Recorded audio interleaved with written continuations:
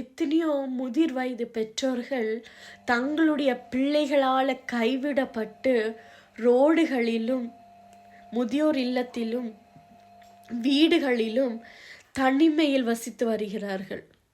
அவர்களை என்னன்னு கேட்கறதுக்கு கூட யாருமே கிடையாது.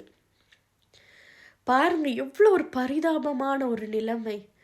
தன்னுடைய குழந்தைகளுக்காக, தன்னுடைய கணவனுக்காக, தன்னுடைய மனைவிக்காக, புதிதாக வந்த குடும்பத்திற்காக பெத்து வளர்த்து ஆளாக்கின தன்னுடைய பெற்றோர்களை ஒரு நிமிஷத்துல தூக்கி எறிஞ்சு விடுவார்கள்.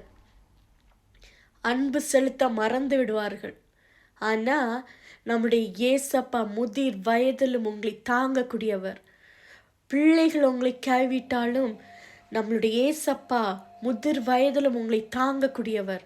அதனால வருத்தப்படாதுங்க, யாரும் இல்லைன்னு வேதனைப்படாதுங்க. ஏசப்பா இருக்கார். ஒரு குழந்தையை போல உங்களை கையில் சுமப்பதற்கு ஏசப்பா இருக்காரு. கண்ணீர் சிந்தி கொண்டிருக்கிற, யாருமே இல்லையே, நான் தனித்து விடப்பட்டேனேன்னு கவலையோடு இருக்கக்கூடிய ஒவ்வொரு தாய்மார்கள் தந்தைமார்களுக்கும் ஏசப்பா அங்கே கூட இருக்கார்.